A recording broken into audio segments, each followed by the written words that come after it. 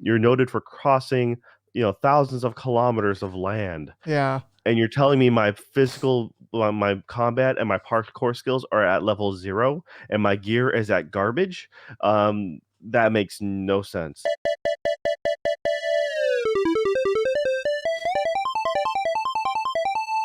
Hello and welcome to Another Dead Pixel, a podcast about entertainment, games, TV, movie, life, a little bit of everything in between. I'm your host today for episode 39. My name's Joe, and with me is the man who put the O in Mario, Nick. Hey, Nick. Happy Mario Day, March 10th. Thank you. Thank you. Yeah, I was sitting down with the guys at Nintendo, and they were like, let's call him Mari because it's a common Japanese name, though usually for a girl, but they were like, let's call him Mari, and I was like, well, it sounds really close to this other name that I know of. It's Italian and it's Mario, and they all went like, oh, and they completely they threw out everything they had, all the drawings and stuff, and redesigned it totally, completely from the ground up, and made it what it is today. So really, you can thank me for all of Nintendo's success from the '80s up until now. So then I'm curious, why did you choose to remove the junk in the trunk for the new movie? Well, I was ousted from Nintendo, persona non grata, as of 2005. There was an incident involving some okonomiyaki, which I'm not at liberty to talk about. But anyway, that's neither here nor there. I haven't been involved with anything since then. Hence, the issues with everything after the GameCube. They finally, righted the ship with the Switch. But I told them to do that, earlier. So it's totally, it's just water under the bridge. I don't really think about it. Um, So you're saying it's your fault for Mario Sunshine, and Reggie Fils-Aimé is just stealing all your credit. uh, Mario Sunshine was partly my idea. Um, So you mean mostly your fault? yeah, I guess you could say my idea was to have the jetpack, the water jetpack, for like a quarter of the game and spread out and not be the whole damn game. But Reggie Fils-Aimé said, no, no, it needs to be the whole game. And I said, but what about the fans? And he said, fuck them. And I was like, oh, I mean, he's huge, so he threatened me with violence. Um, he threw a chair across the room. He threw a knife at me and pulled a gun on me, and I had to disarm him. But he still almost broke a chair over my head. So, it's hard to it's really hard for me to talk about these days. So maybe we should just move on. Okay. So on lighter news, yeah, how have you been these last couple weeks? Pretty good. That was all a joke, just in case anybody takes it seriously. That's all. That's He all really it does hate Reggie Fils-Aimé though, so just Reggie Fils-Aimé I have never met, and he has never threatened me with violence. So I just don't want that to get into the legal system. So yeah, but and Nick wasn't born when Mario was created, so yeah. yeah, yeah. I'm not like what's the? You ever watch 30 Rock? Yeah, a long time ago. There's a character on there, the intern. I forget his dang name, but there's like a running joke that he's actually like he like looks like he's like mid 20s or whatever, and there's a joke that he's actually like way way way older, and he just doesn't age anyway. I wanted Yeah, to go. he plays like the same character in everything. He was in Forgetting Sarah Marshall as the newlywed couple. Yeah, But yeah, he no, his character was always pretty funny. yeah, I like that guy. But other than that, yeah, I mean, having a pretty good time recently. Don't have anything too much to complain about. Um, just excited to talk about some news and some games. All right, well, let's roll to that then. So, what's first on the news docket? So yeah, the first thing on the news in Duck is this is from a little while ago, about 8 days ago, as we record here on the 10th. Um, but the FTC says that Sony has to reveal their PlayStation third-party deal info. This was coming from that I got. I got it from VGCharts.com. I don't know if they're the original, but that's where I got it from. I thought that was pretty interesting because it makes sense. You know, Sony's kind of been leading the charge, along with like Europe in general, but they've been kind of leading the charge against Xbox's acquisition of Activision, and kind of saying like, oh, it's going to mess things up and blah blah. And I just think it's good legal procedure for the FTC to go, okay, well, if you think that them having basically a big time exclusivity deal, like the ultimate exclusivity deal by buying this company, if you think that's a problem, then maybe we need to look at your exclusivity deals, which Sony, PlayStation loves to tout and talk about how, their system has all these deals and you can only play these games on PlayStation. It's like, all right, well, let's see exactly what's going on there, and if all of that is above board, because if they're cornering the market in certain ways that they're trying to prevent Xbox from doing, then it's going to make it pretty. It's going to make their case. It's going to make the case against the Xbox acquisition, the Xbox Activision merger. It's going to make that a lot harder to defend, I think. So yeah, I just thought that was pretty interesting. Yeah, for sure. I mean, I know I wanted to say Sony has sold more consoles than, Microsoft, but at the same time, when you're looking at, Game Pass subscriptions both on PC and on console, there's a lot more headroom they can make up there. It's a unique situation just because each system wants their own exclusives, and that's just generally how they roll. I mean, they're supposed to be doing that with Bethesda in the near future, but we'll see how it all pans out. And as far as them trying to stop the Xbox from becoming a quote unquote monopoly, it's well, yeah, you gotta. It's only fair that they you see both sides, right? Yeah, Uh, I don't know if this applies, but there's a term in legal proceedings. I think it goes, uh, if it's good for the goose, then it's good for the gander.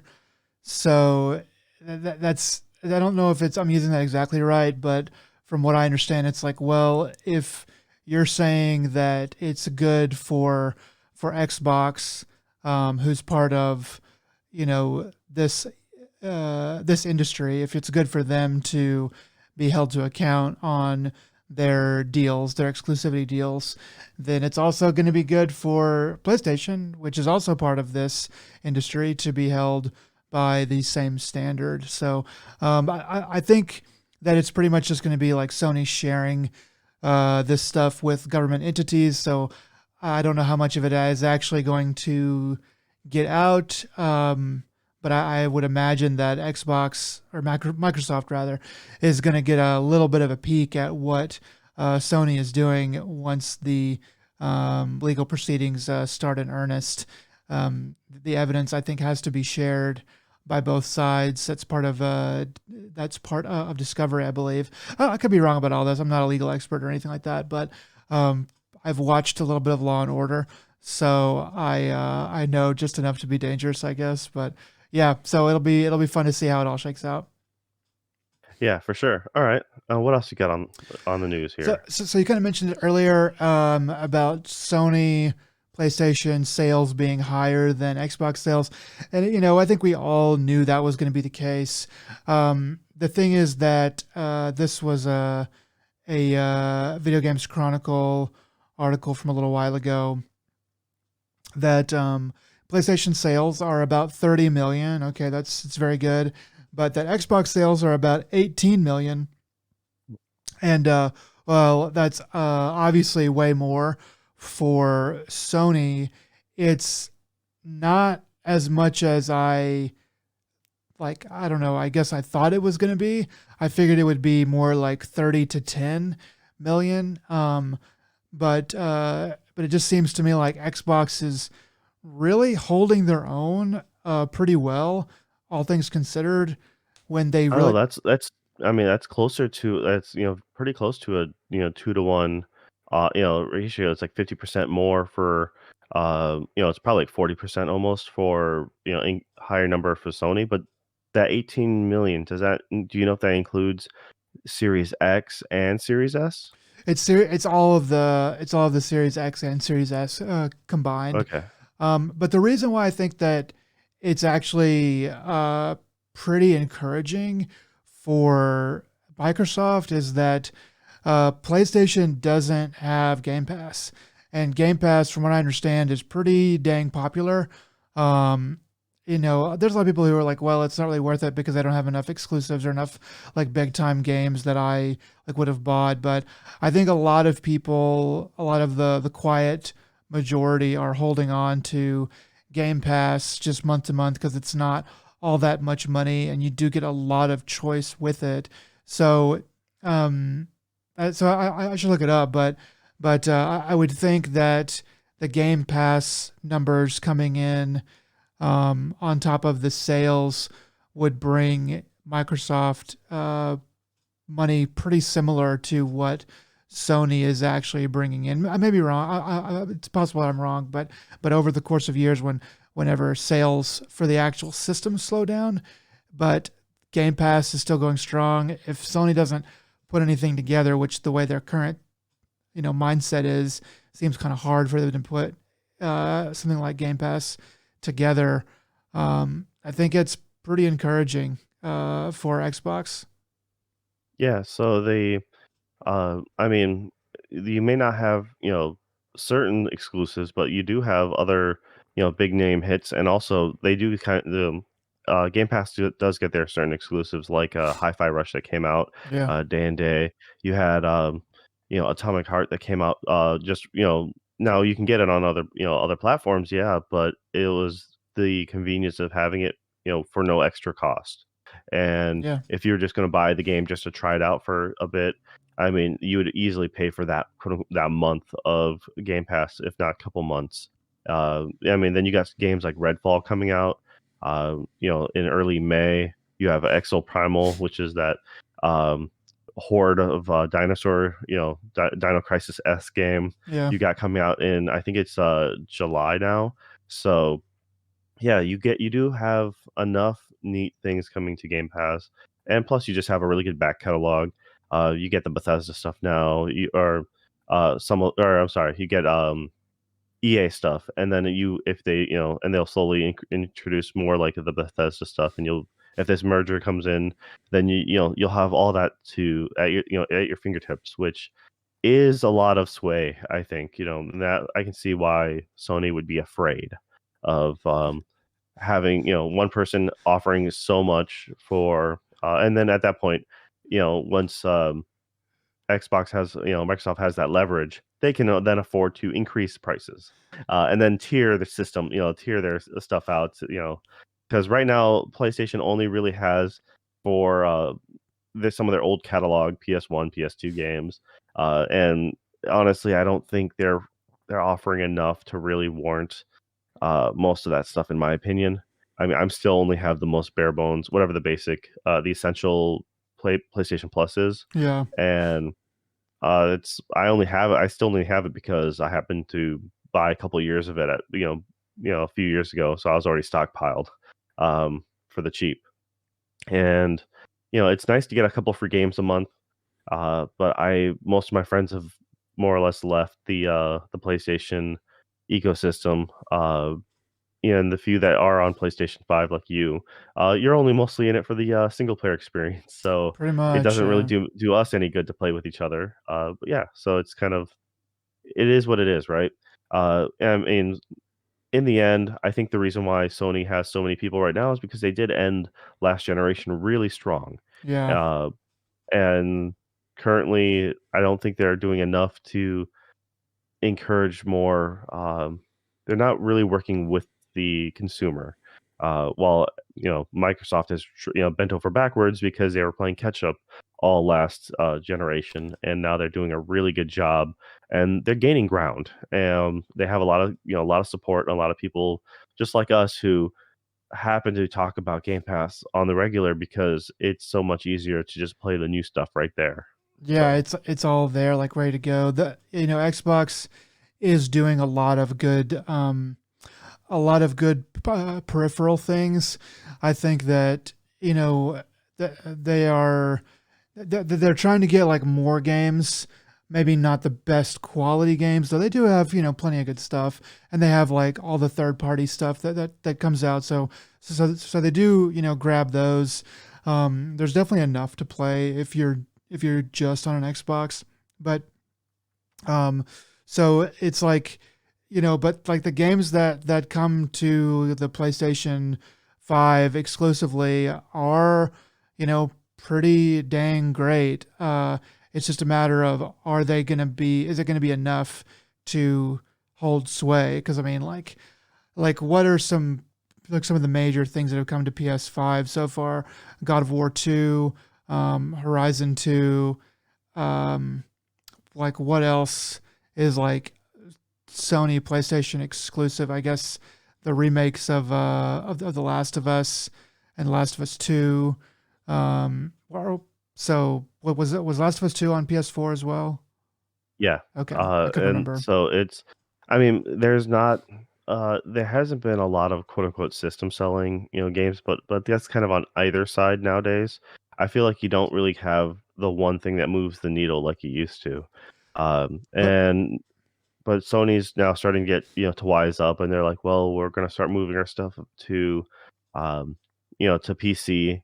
And, but now they do got that Final Fantasy 16 coming up around the corner, and a lot of people are stoked about that. It's gonna be playing more like Devil May Cry because one of the old heads or is now on it, and it looks really good, but at the same time, they recently said, or the director said, like, "Hey, it's only 6 months exclusive, on PlayStation, but we're not guaranteeing that it's coming out on the PC in 6 months." In fact, he pretty much adamantly said they're not, because it takes too much time to polish, and it's gonna take longer than that, so he's telling people to don't hold your breath, don't be like, "I'm just gonna wait 6 months for it to come out to PC," because it's not. He was very blunt about it, which is very un-Japanese like, but yeah, it was really refreshing and really cool to see. I So mean, it at was really least funny. It was just it's yeah. better to know and just be like, oh, write that off if you don't have the right system for that. Just write it off until it does come out. Than to like be like wondering okay, when is it going to come out? Oh, is it any month now or whatever? Like Final Fantasy 7, I famously had to wait for that for a super long time, and but I think like FF15 was on PC pretty quickly. Maybe I just remembering time wrong, but I feel like I didn't have to wait all that long for that to come out on PC. But yeah, the Final Fantasies. I mean, as much as I did, as much as I liked Final Fantasy VII remake, as I played it, in hindsight, I just like it was okay. It was more the nostalgia than really anything else that I want to experience again. Really, and Final Fantasy 15, I bounced off pretty dang quick. It's just those games have just changed from what I wanted wanted them to be and what they were when I was a kid. So it's I don't know. I'm not I'm not really all that excited on Final Fantasy 16. I'm in full wait and see mode. If the reviews are like, "Hey, this is like, 8 out of 10 or whatever because reasons. I'll probably pick it up because there's not a ton coming out that I'm just in love with and I have to play. But and it is Final Fantasy, so I'm a sucker. But I'm kind of like But yeah, like kind of getting back to it. There's it, you're right. There's not that many games that come out these days that are pure, killer app system sellers like the old days. Um, but that's more of a problem for Sony than it is for Microsoft because that's pretty much what they're stating that they're betting on is like we have better games that are exclusive. And you kind of think about it, it's sort of ironic because that's exactly the opposite of how PlayStation 1 and then PlayStation 2 got popular. I mean, they had their exclusives, but for the most part, they were like, hey, come over here. I mean, it was a lot of it was about formatting, and they just picked a better format with the disc than the cartridge for the time being. But still, they were able to make a lot of headway by being super open and like, hey, let's just get a ton of games in, and maybe some of them are great, some of them are just okay, which is more what Microsoft is doing. So we might find out that Plus, that's the way to go. the hardware was really, was more of a big change back then. Now it's very much a variant on the PC model, Yes, and they're all so just developing PCs. games has never been easier for multiple platforms. But then you also have things like Unity or Unreal, and they make porting things over from one system to another, far easier than the old days.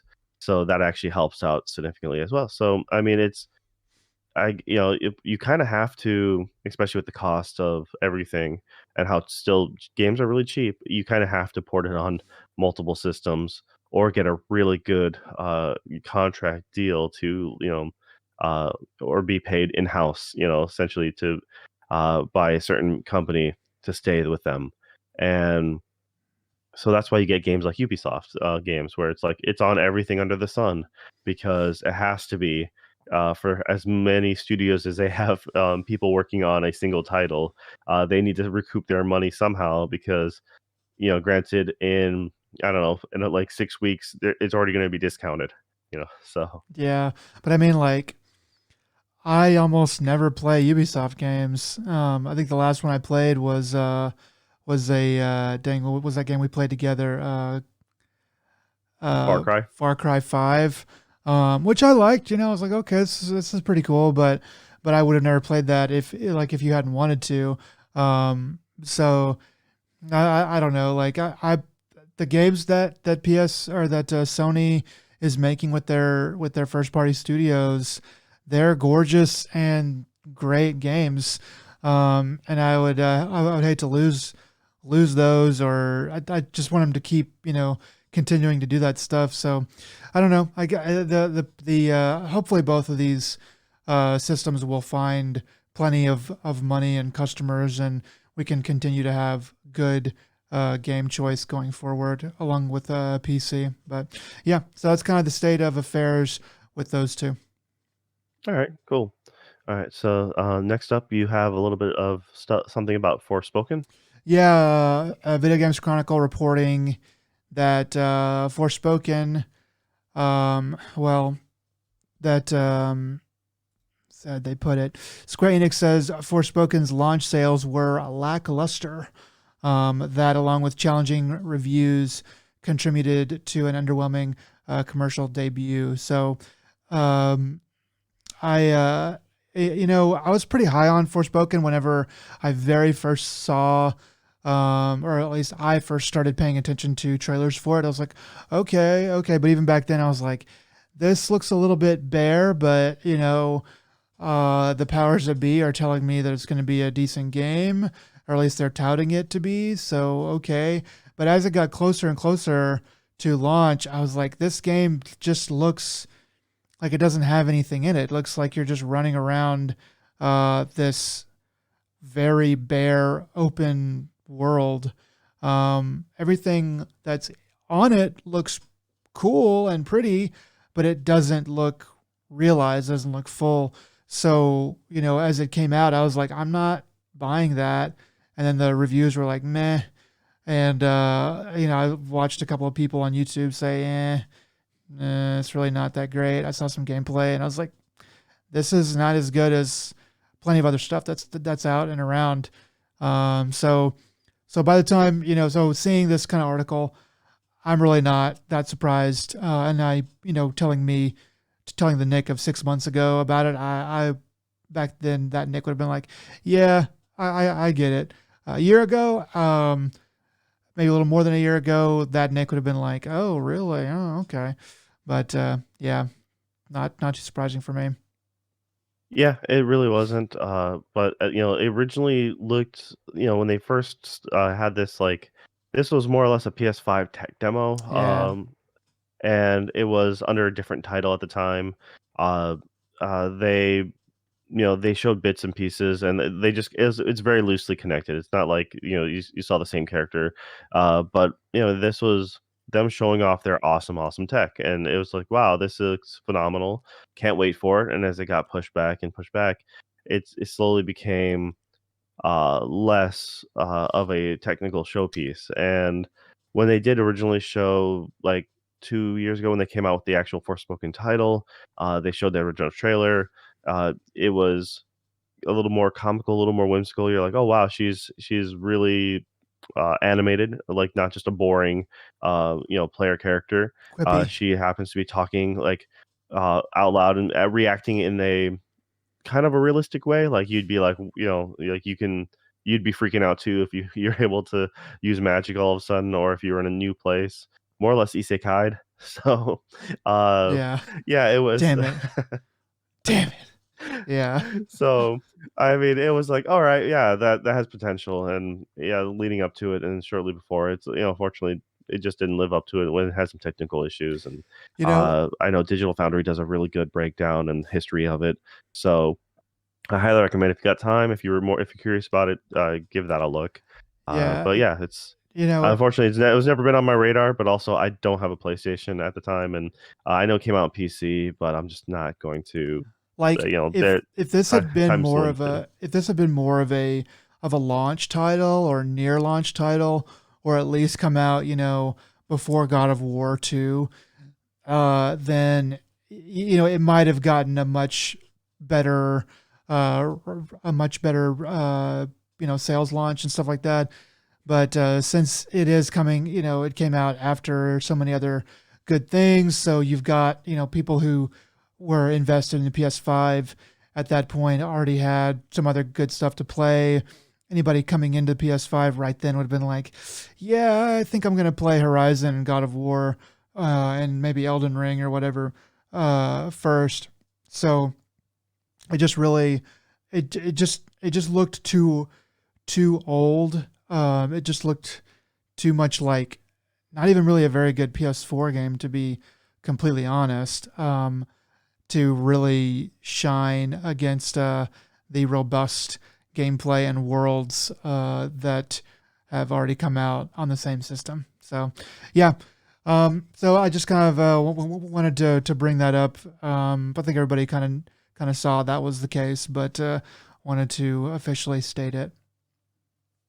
All right, and all right, and this last bit of news is from the March 3rd, and it was the Crunchyroll ended up giving their anime awards, or as I like to call it, like they're pandering to the masses because I am not very happy with the outcome of all this.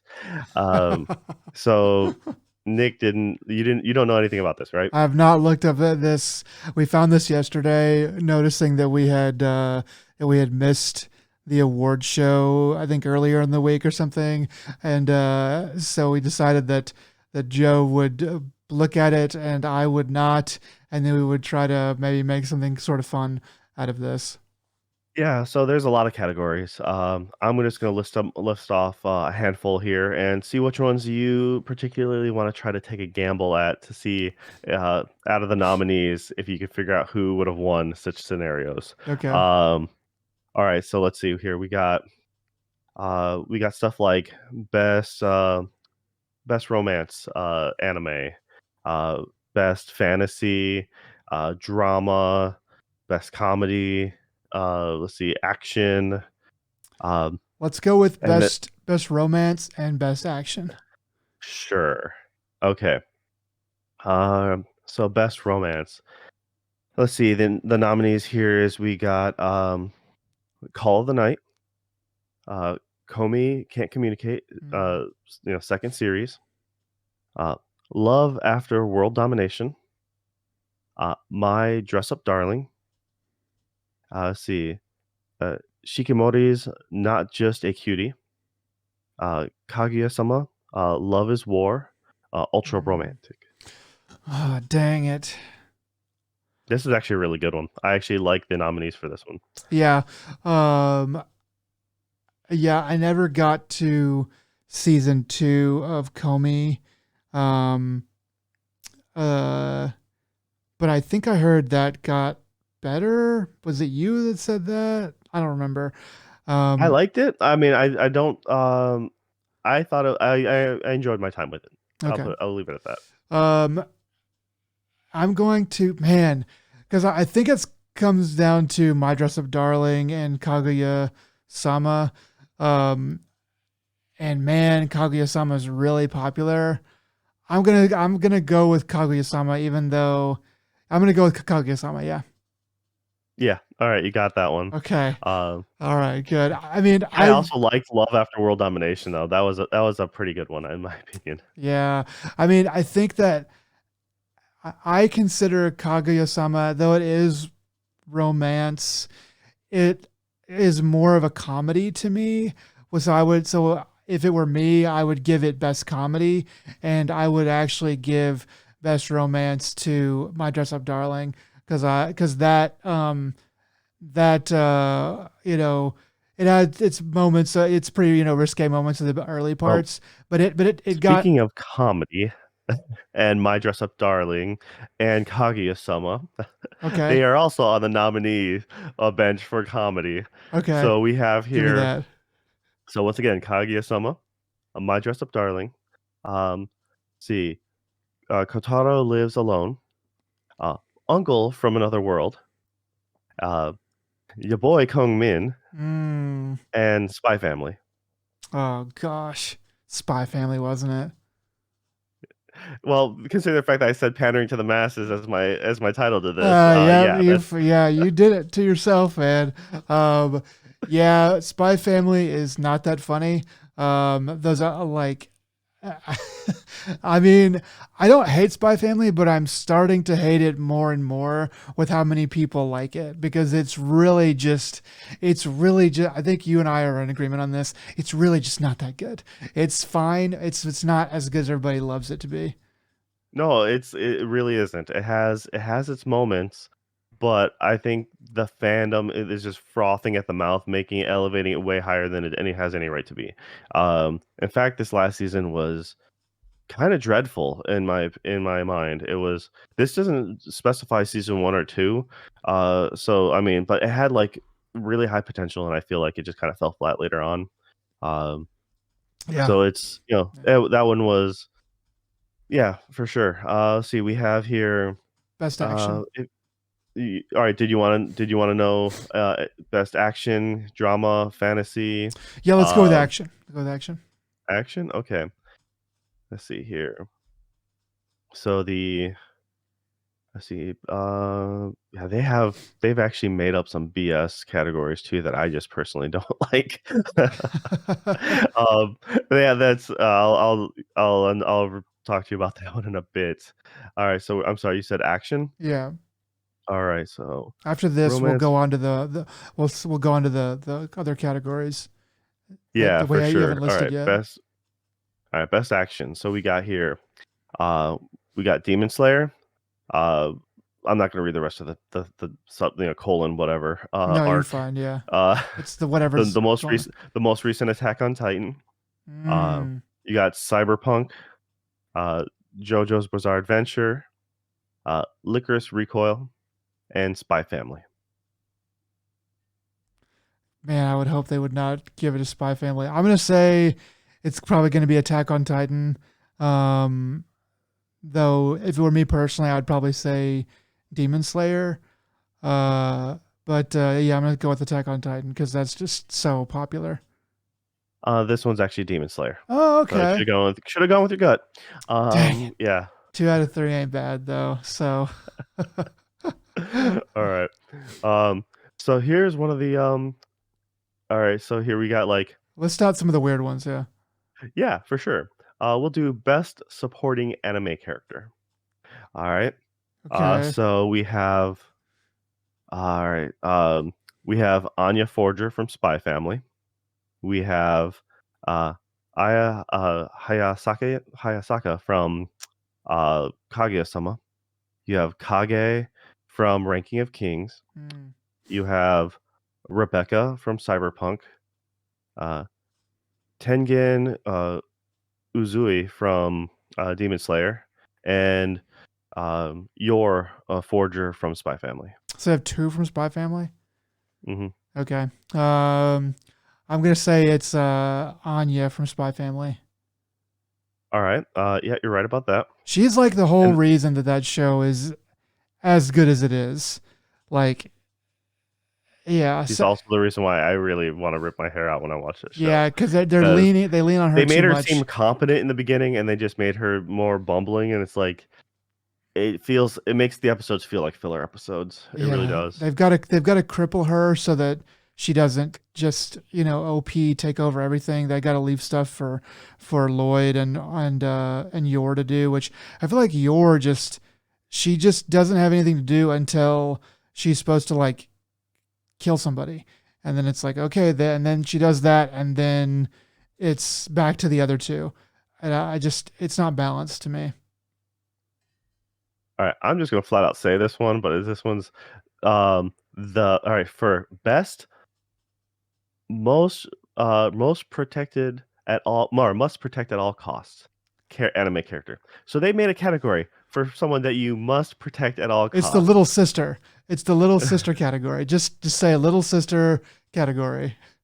um, well, they actually have Boji from Ranking of Kings. Okay. Uh, they have Kage from Ranking of Kings. Okay. They let's see, uh, Kotaro Sato from Kotaro Lives Alone.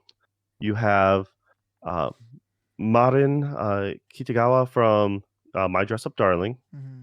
Uh, Shoko Komi from Komi Can't Communicate. And you Mm, have Anya Forger from Spy Family. dang it. Uh, I don't know.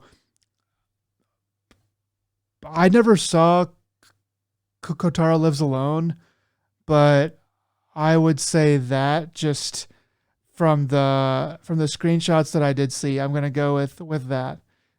Wild ass No, guess. they gave it to Anya. Fuck. I knew that. I was like, whenever you said that, I was like, no, they're gonna give it to Anya, but but surely they can't give every. Yep. Okay. All right, so how about best anime character? How about Okay. if I throw that one at you? So we did best supporting. Let's do best the actual best anime character. Okay. So we got Bochi from Ranking of Kings. Okay. We have Aaron Yeager from Attack on Titan. We have here Lloyd Forger, Spy Family.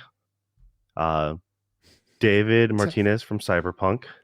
okay. Chisato Nishi Kiki. I can never pronounce her last name right. Yeah, Nishikigi from Licorice Recoil, and Marin Kitagawa from My Dress Up Darling. So Dang. best anime character. What they've done with Aaron Yeager is pretty good. They've turned like from being pretty much a sniveling idiot in the first 2 seasons to being somebody that's pretty respectable as far as like the decisions that he makes finally. That's something to be said. Dang, I don't know. Surely they didn't give it to Lloyd. Lloyd is just a piece of drywall. Um, Dadgummit. I'm How dare you talk about Twilight in such a manner? He saves countries. Gosh dang it.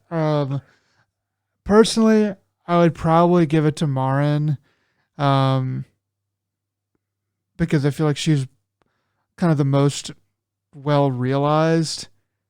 Hell yeah, I'm just gonna give it to Marin.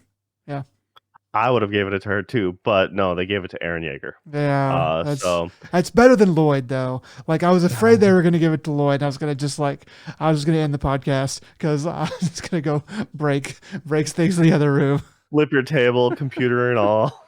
Yeah, just fucking. Oh Uh, gosh, all right. Well, I mean, we got like best director, best song, best anime we could do film, maybe best one more score. if you want. Okay.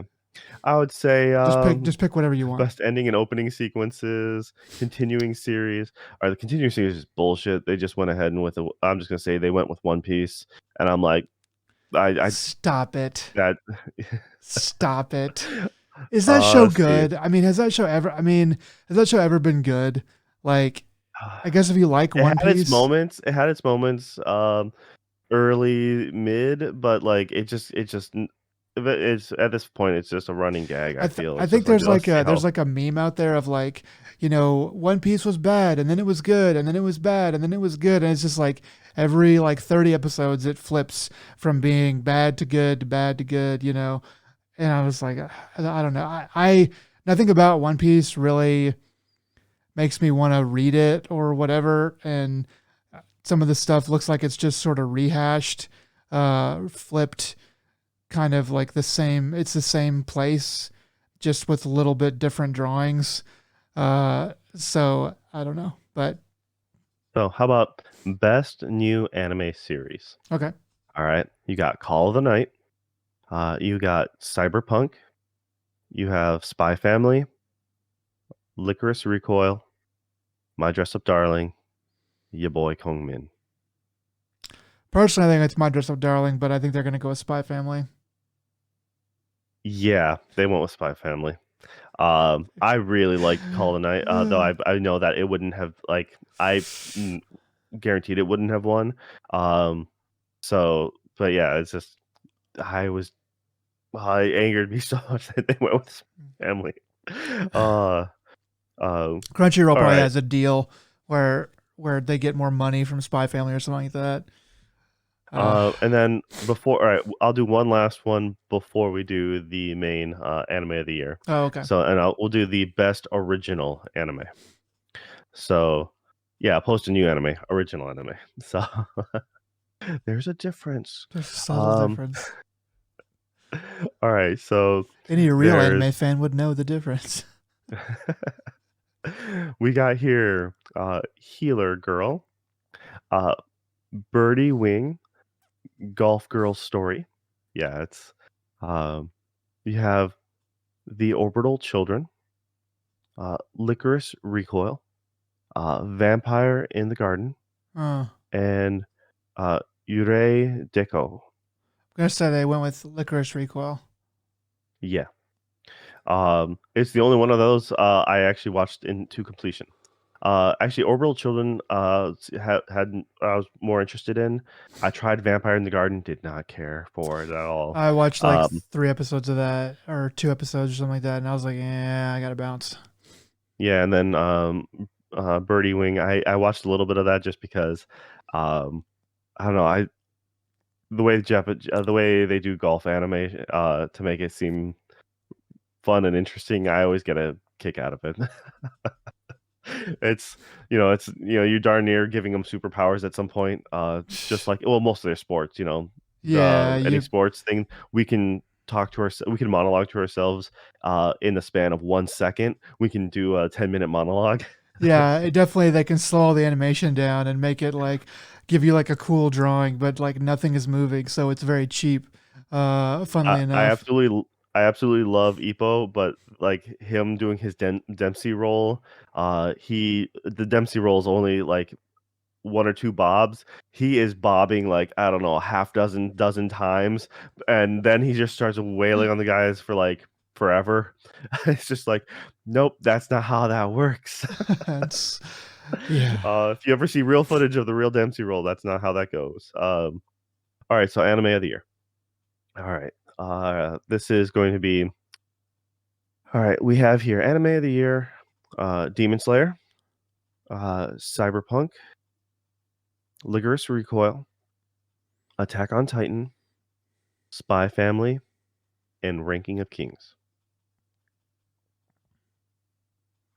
Attack on Titan. Final answer? Yes. It's actually Cyberpunk. Okay. Okay. I like the fact that it wasn't one of like essentially what won most of these awards, hands down, was uh, Spy Family, Attack on Titan, Demon Slayer won the majority of everything they had, Yeah. um, to a ridiculous degree, and though it was not, it just that's not how that works. Not however they judged it. I mean, like I said, it just seemed like ridiculous. So I'm like, yeah, it's cool that they gave it to something else, but honestly, I don't believe it actually deserved to win. Uh, the top spot. I mean, Though I'm, I heard Cyberpunk was good. I heard it was really good. I never watched it. I guess I'm gonna have to go and get just like really watch it because I mean that wasn't even on Crunchyroll. It's on Netflix. yeah, So I'm good on I them for actually giving it. enjoyed it. I enjoyed going back to it. I watched the first two episodes. I stepped back for a while and then I got back into it again, and it was good. It actually it made me want to play the game again. It really did. But now that Damn. the game is quote unquote fixed, so Yeah. um, that's the thing is it was it made me want to go back to a series that I absolutely hated my experience when it first came out. Well, So that's good then. yeah, but that was they had a bunch of other top, categories and stuff like that. But unfortunately, I felt it was a very disappointing showcase. And y- you know, take it or leave it, but it's just like when you have like I don't know, there's just so many good anime out there, and when you keep on throwing it to the same boring ones. But I'm glad you said yeah. Glad you said Aaron actually changed his attitude because he's such a piece of crap for like 2, 3 seasons or whatever.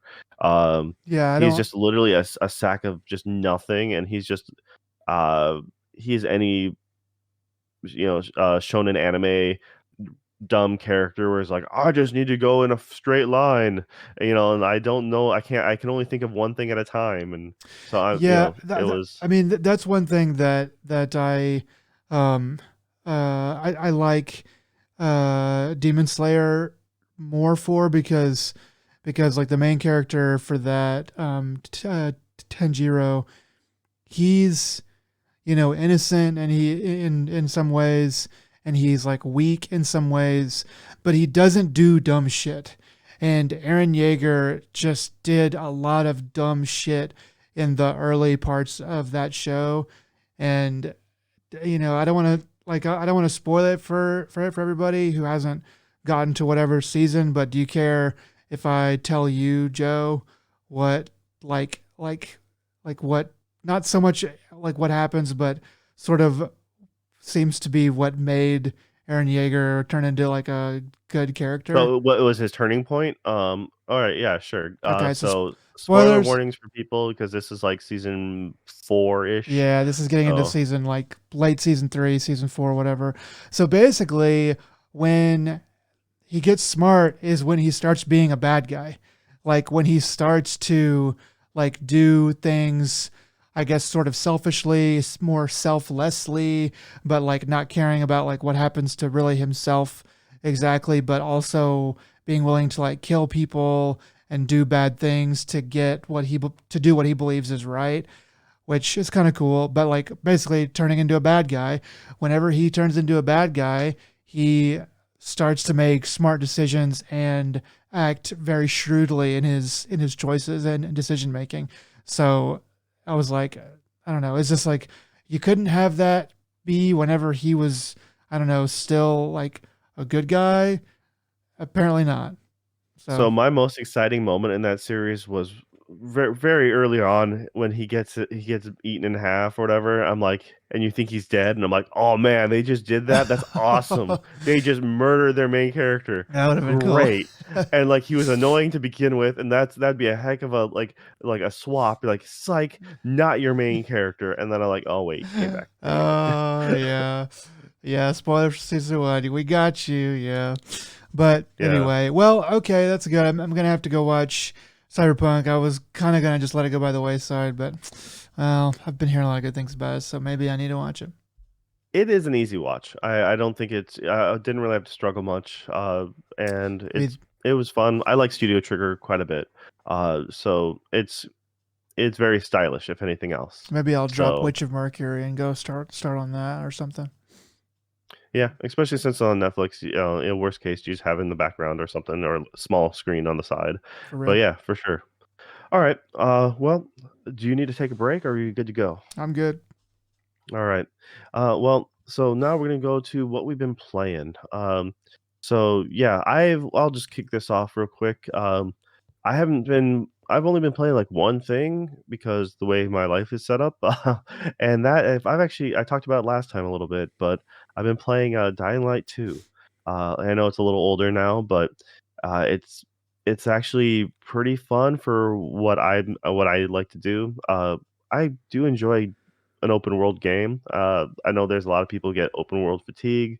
There's just so many games out there now that do the same, mentality. And yeah, this is kind of more the same. The story is kind of fun. You get some of the new scenarios. I generally like this game because due to the fighting zombie, well, if anyone doesn't know about this game, I Dying think Light, people, to, yeah, people know. Yeah. yeah, it's like, it's parkour zombie game. Yep. It's like nighttime comes, stronger zombies come out, and if you mess up, they chase you down and stuff like that. So it has a lot of nice tension. Or you go through buildings and you have to crawl by, or you take your time and you can break a bunch of necks. So, but also you can melee your way out of a lot of situations, and oh, it has a nice thrill. It has you check do the list of checkbox stuffs. You climb your tower equivalent. In this case, it's water towers. And for me, what little time I have to play, it's nice because I get interrupted a lot. So I can never really sit down for a guaranteed stretch of time and play from point A to point B like for like 2 hours straight. Can't really do it. I'm guaranteed to get interrupted every 15, 30 minutes. If I'm lucky, I might go 45. So having these little mission structures set up, having small objectives I can just do, it really does fill my time nicely that way, and provides just enough challenge if the way I end up playing it. And yeah, it's a fun game, and I'm probably gonna be done with it here pretty soon, only because I just don't have enough time in my and I would like to play other things. Gotta move Uh, on. Yeah. it is a longer game. I mean, you can uh, I forget what they originally claimed. They claimed something ridiculous, like you can play up to 200 hours.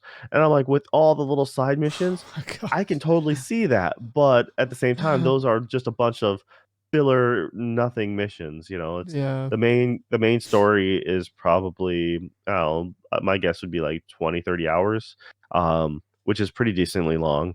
But that's I'm not sure if you can necessarily pull that off just mainlining. I would do a handful of side quests.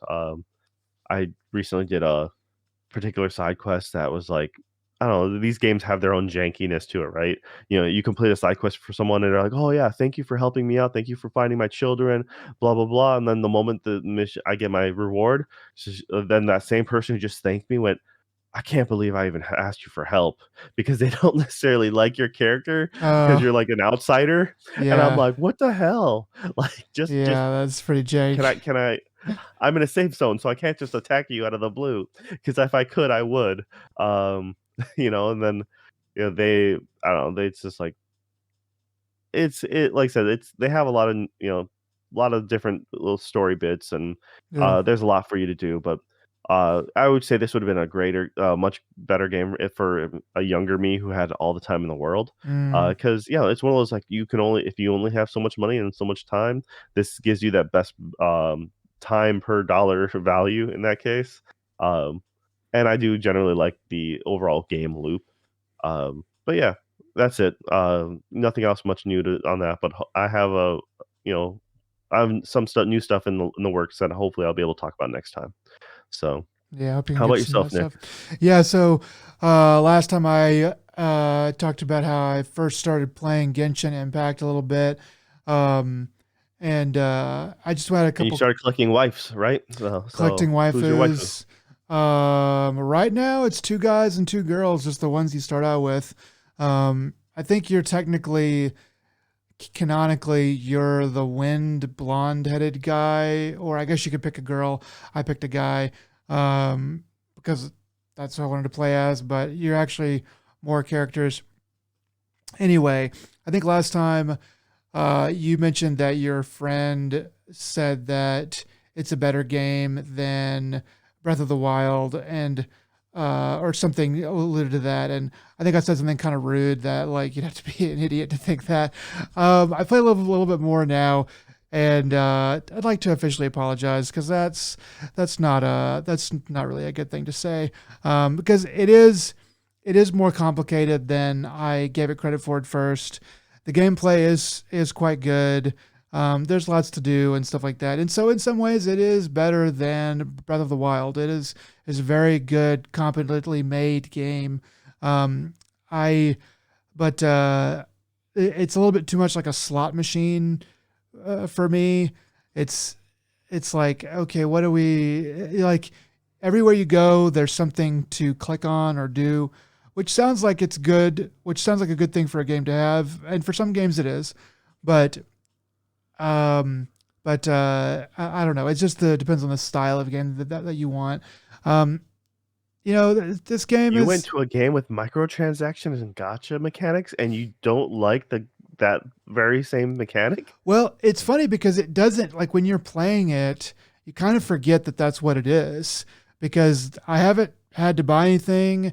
I've seen where I can buy stuff, but they haven't gone like, "Oh, you need to pay for this to get over this wall or whatever." So it's been really cool for that kind of stuff. So I don't know, like it's hard to think of it as a a gotcha mechanic game. Um, I've been switching back and forth between the phone and the actual, and playing it on PlayStation 5. Um, Much better experience on a controller, though the experience is still pretty amazing for a phone game. It's just, I have, I die more and I have to restart stuff, and stuff is just, you just can't really clear stuff as cleanly and easily. But it's also almost too easy with a controller. You're just kind of like, bop, bop, bop, okay. That and like the some of the story stuff is just pretty ho hum.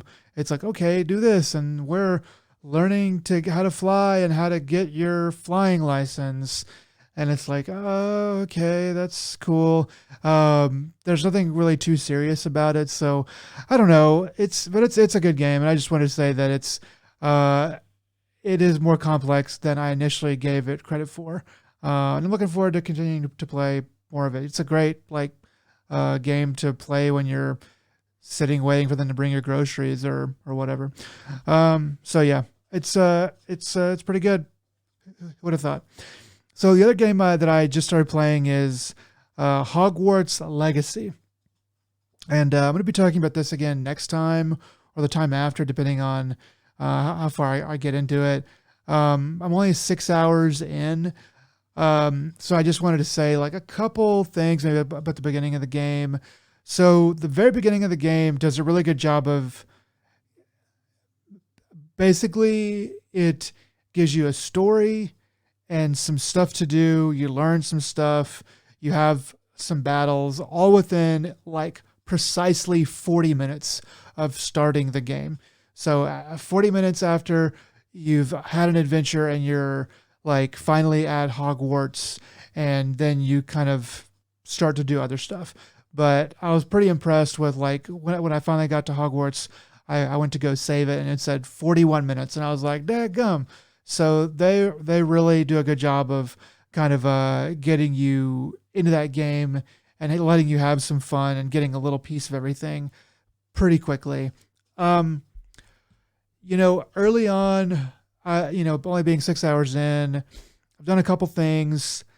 The only thing that I can say that I wish this game definitely did better at this point is I think that they could have really taken a page from the Persona writers, um, and tried to make this game like a lot more like Persona, just in the relationship aspects. Even if you had the same group of friends, but you pick whatever house you want. But if you had the same group of friends, I think that would be fine. But because they have some relationship stuff that goes on where you're like, oh, they're your friend. Oh, you do this for this person and stuff like that. But I feel like that's the only thing where I'm like, man, it would be really cool if I was this dude or whatever at Hogwarts, and I had this group of friends that, one of them would help me with one thing, one with another, and sometimes two, and then sometimes like all of us on like the really big missions. Um, I just think that that would make the game feel a lot more alive, because like right now, at least in the early parts of the game, I'm just like one guy running around. I have had one mission where I had somebody help me, um, but I've but it was kind of a little too short. But I don't know. Maybe they'll bring that out as the story goes on, and I'll have like a group of buddies, partners in crime, like as I play, that grows. But that was the only thing that I'm just like, in this really point, it's like, dang, this game would have been. I mean, it would have been a lot to add that in, but this game would have been really awesome. Like, would have been really awesome if they had figured out a way to bring maybe some of those Persona aspects to it. So yeah, Yeah, but I mean, uh I don't know. I feel like, I understand your idea of trying to make it connected to Persona. Uh, Essentially, you just want, but I feel like you just want the Hogwarts dating sim. I mean, no, you're sort of slipping people some love potion, uh, because you're getting probably freaky with the thinking about polymorph potion, like right? you're probably thinking like the stuff where you're like build like you level up relationships, and I don't really mean that so much. I just mean like the characters in Persona 4 at least are really well written, really believable. You have like, and then part of it is, angled toward that leveling up the relationship, but like you have stuff like where you go off with just that character, and whether it's a boy or a girl or a stuffed animal or whatever that's come to life, you get to know them as a person, and it makes the world feel more alive because you feel like, hey, you've got somebody there that's with you trying to do this thing. I just feel like some of the characters that they're more plastic, and it would have been good to have them be a little bit more fleshed out You're a so bunch far. of like, yeah, I understand. My joke is you're a bunch of kids going into how old are they? Like 12 when they first start? I don't know how old your character is. Do they say how old Yeah, they are after that? so I guess I should say this. So you start as a fifth year, and they kind of have this kind of sort of convoluted reason, but but it's kind of a good thing because you can't really start as a first year because they couldn't do anything for the first 3 years. For the first three books, they couldn't do a damn thing besides cast like Expelliarmus. So coming in as a fifth year, they're like saying, so you know a lot of the basics of magic. But we're just gonna catch you up on all this other stuff. So they're saying, okay, we learn this and oh, learn that, and so it's a pretty good conceit to get you fast tracked and to have you start at something like zero, but also get you fast tracked and learning lots of spells and for the game. So I have this problem with almost every game just under the sun, where you come in as if you're not coming in as a fresh newborn or someone new to whatever their like game it like you're a new adventurer, so therefore obviously you're new to everything. You have zero training. You start out with nothing. That makes sense. But like Dying Light does this, where you're a pilgrim. You're noted for crossing thousands of kilometers of land, Yeah, and you're telling me my physical my combat and my parkour skills are at level 0 and my gear is at garbage, that makes no sense. It's like, anyone who's, this happens with D&D a lot too. Starting a new campaign. All right, well, how old are you? I'm a 40-year-old, like, wizard who's been blah blah blah. I'm like, okay, cool. No spells. Wait, what? It's like that doesn't Yeah. track. So when you're doing something like that, you should. It makes a little more sense to make your characters leveled at least a little bit to have something under them. Um, but a lot of these games, at least they give you at least the basics, being like, if they started you off as a fifth year and be like, okay, now learn, Wingardium Leviosa or some crap like that, you'd be like, wait a minute, what? How do you not know this already? Yeah. Oh, you took that, you were playing Quidditch and you just took one to the head, and so now you have to relearn everything, you know. Yeah. Uh, Yeah, I mean, you kind of read the Harry Potter books, and you're like, and like a big part of those books is the relationship that Harry Potter has with Hermione and Ron, and then some of the other more minor characters, but like those three at least being like a very tight knit group of people. I think that would make it good in its own way, but to kind of play devil's advocate with myself, like this game also seems like it wants you to play it over and over again a little bit. Like, so I picked being I picked my house as being a Hufflepuff, of but course you would. of course Such a Hufflepuff.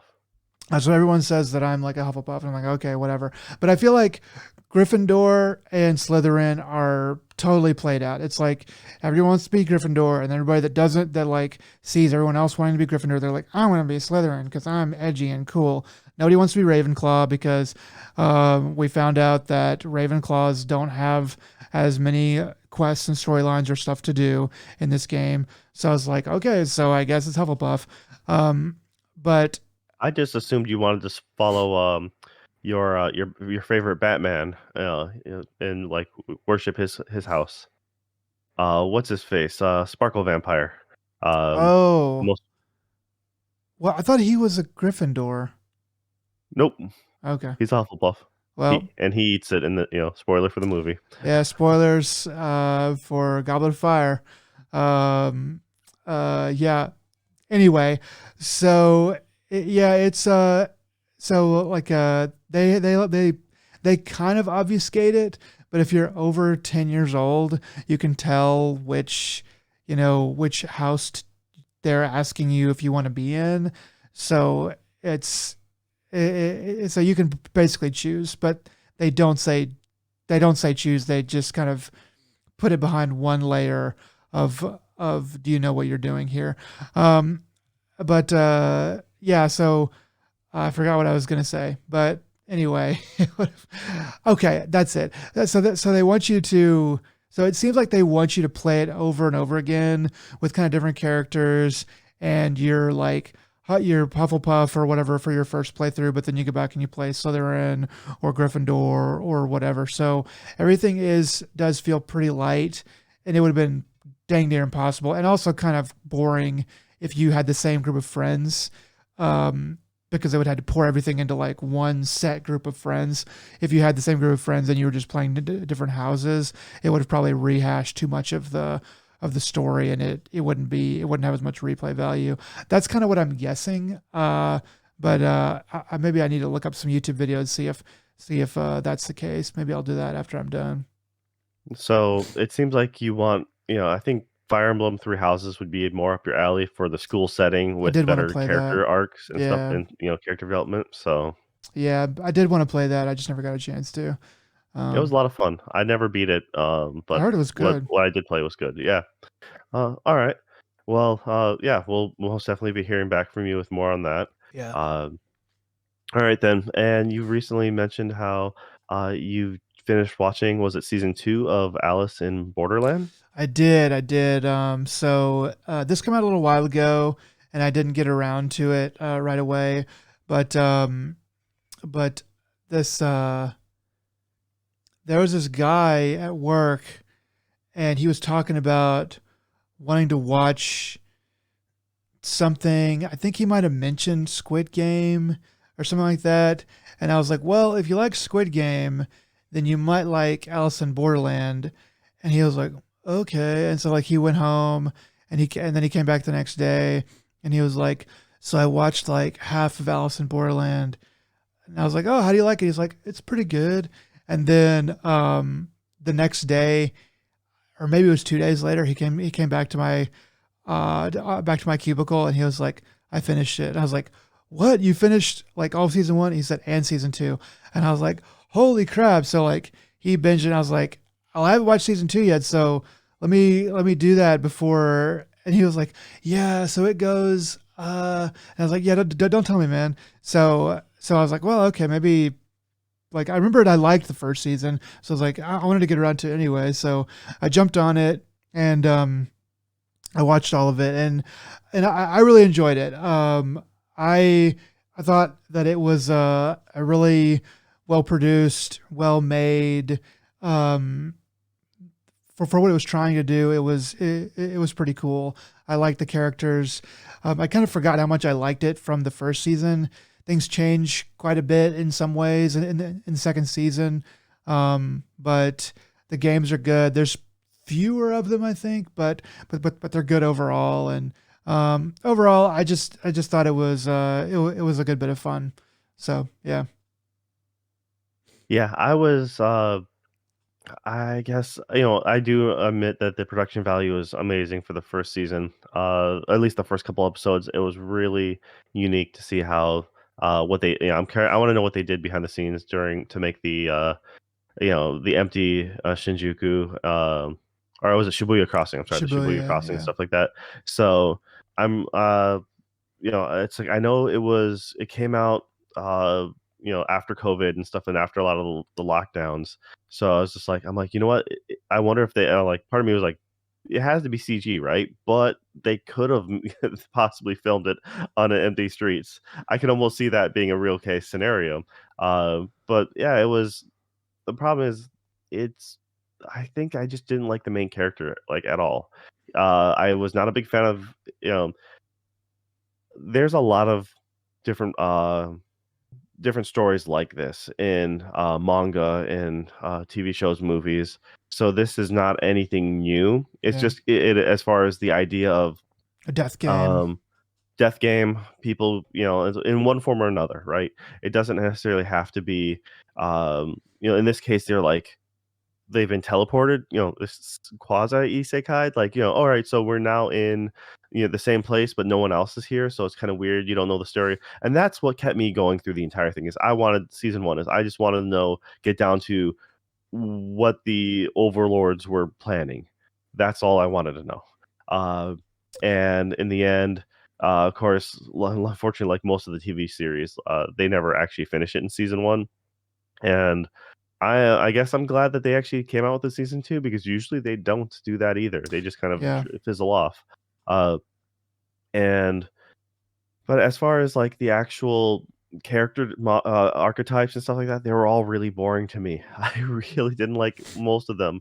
The friends in the beginning were okay, mm. and outside of that, they introduced all the same stereotypes of um, you got your multiple types of psychos. You have to have one guy who's just like, I are badass because I am unhinged, and it's like I so long as I pretend like I'm alpha dog, it's like everyone will fear me.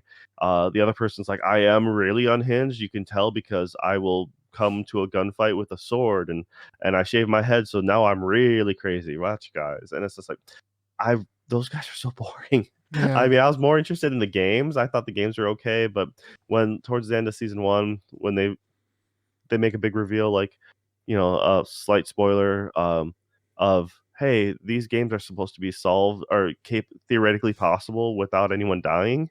Um, that kind of broke it for me because there was a clear indicator early, or one on of the one of the first part games. games, Yeah, and I'm like, there's a lot of theory and speculation about being able to complete that game. Um, and I'm like, but there's nothing. It's a lot of conjecture. Yeah, I mean, I don't think there was a real way. Um, it's I just I don't know. It was a very big disappointment for me. And then when like I said, they came out with season two. I have a buddy who started a different buddy who's starting to watch it, and they never. I don't know if they finished it or not, but they overall liked the first one, and they were curious enough about the second one.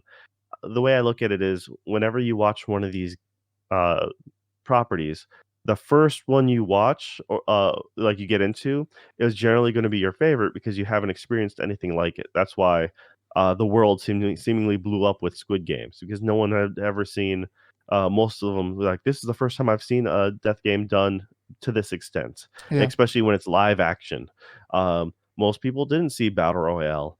Um, which obviously spawned the whole gaming subset, franchise, and which is a hard rated R version opposed to the Hunger Games. yeah. I mean, but like I said, The the young bloodless kids in violence. America in a lot of the world, Hunger Games was the first type of thing they're like, wow, this is really cool and edgy.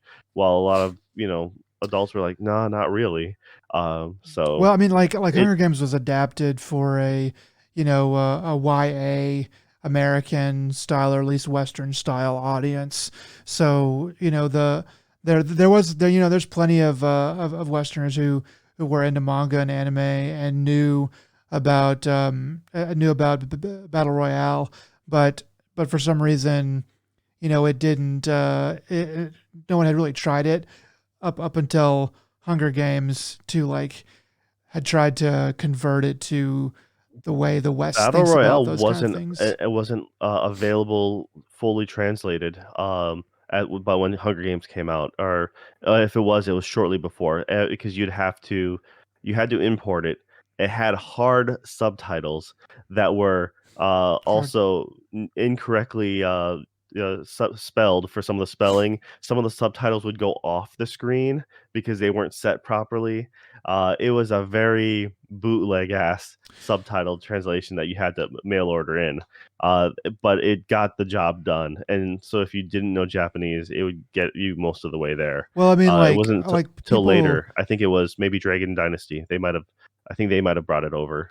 people who were into manga Or and anime, they knew about that and they were like, oh, okay, but like they're still a subset of the overall majority of people in the United States who would like that kind of stuff. So a lot of people just aren't going to touch it because they're like, well, I'm not into manga or anime, so I'm not going to get into that, or foreign films or whatever. It had to be converted and kind of brought to the masses. I think you're kind of right about that with like Squid Game. It's another one of those that's the first time that that they've converted that in a way that is more digestible to Western audiences, i.e., they poured a lot of money into it. I'm just really glad that they have been able to keep these stories from being whitewashed. Because I mean, in a lot of ways, you kind of have to look at the Hunger Games. It is different enough from Battle Royale, but with all of the extra stuff around it. But the thing that made it popular being the actual game, the Battle Royale game, that is kind of a whitewashed version of what the Japanese like was. So I will say that about like Alice in Borderland and Squid Game, even though they are sort of rehashes of ideas that have already been done in manga and anime for a while and done even better. I think like you and I had a conversation about this, about other ones that were definitely a bit better, and I think that you brought up some really good ones there. Um, Yeah, I mean, when it comes to anime, the one of the front runners is for a modern setting is Kaiji. It's essentially a piece of trash dude like Squid Games and like most of these, where he's a guy who gambles in debt. He gets in debt and he needs to play the game to win the money to get himself out.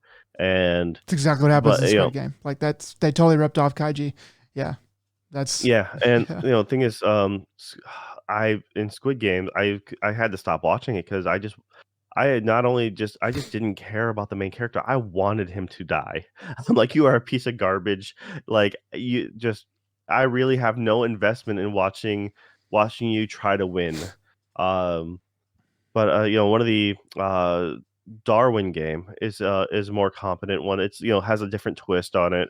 Like I said, that's the thing is they all have their own version of, some sort of twist on these things, whether it be for money, power. Some people get into it by accident. Other people, I mean, there is a handful of these type of things. Darwin game was one where he accidentally gets pulled into it. Um, and it's that I'm like, all right, that's not it's different enough, I guess, but that's how all these things are, right? Any Especially with anime in general, like they have a million isekai storylines. They are all 80% similar, with that extra 20% trying to make themselves stand out from the crowd.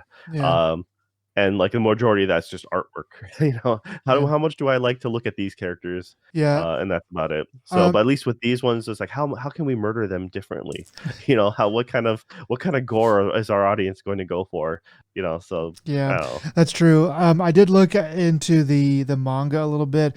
I guess first of all, there were 3 episodes of an anime for Alice in Borderland. So I was like, oh, okay. I don't know what that was like. It didn't seem to be too well received. So that's whatever. But I did look at the manga a little bit, and seems like the manga lasted for 5 years, but only 46, I think, chapters came out. So I think it was more that seinen category. So typically those are like once a month instead of once a week. So they're a little bit longer and a little bit harder to produce. So there was only about 46 chapters, but I think that the 2 seasons of the TV show probably captured pretty much every bit of the manga, because 46 chapters, even at 30 pages per chapter, is not really all that much information. So I doubt that they left much out. I do want to kind of peruse through it and see, though. But I think that from season 1 to season 2, there's there's probably a correlation in the manga of the creator maybe growing a bit. I think because like season 1, um, especially the early parts, they're kind of one way, and then by the end of season 2, I'm not going to spoil anything for anybody listening, but by the end of season 2, it's a bit more serious in terms of kind of what's being put out there. There's not really like any crazy sword guy that's like got tattoos all over his face or anything like that anymore. It seems like that, like he was, like the artist maybe was growing up a bit and becoming, I don't know, adulting a bit more. So I like some of those aspects of it. But I mean, overall, like I liked pretty much all the characters. None of them really annoyed me. Some of the ones that you kind of mentioned that annoyed you, I'm like, okay, like I kind of get that, but at least the main guy, Arisu, and then the main girl, Usagi, they were likable enough to me to keep going on, and a lot of the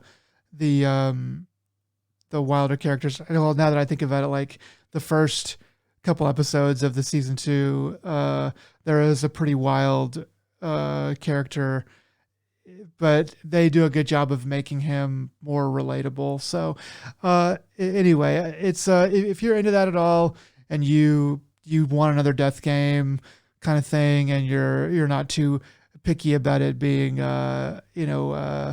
maybe a little bit of a rehash of some other ideas, then I would say consider, Alice in Borderland. Only I think the second season was only 8 episodes. First season was probably around that, maybe 10 max. So you're looking at under 20 episodes, around less than an hour per, and It's pretty good. If you're into that, I recommend it. So, yeah. All right. Yeah, it's just I mean, for anyone who wants more different solutions for as far as the anime goes, I would say, like I mentioned before, Darwin game. I don't think it's any better, but there's like Tomodachi game. There's Danganronpa, which is also a video game.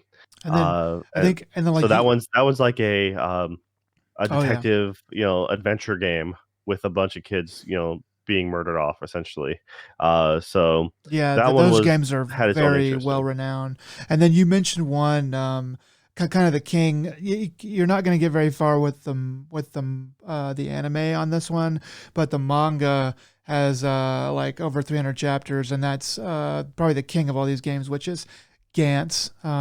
So if you just want to go straight to like the tippy top of this death game stuff, then Gantz is probably the place to go.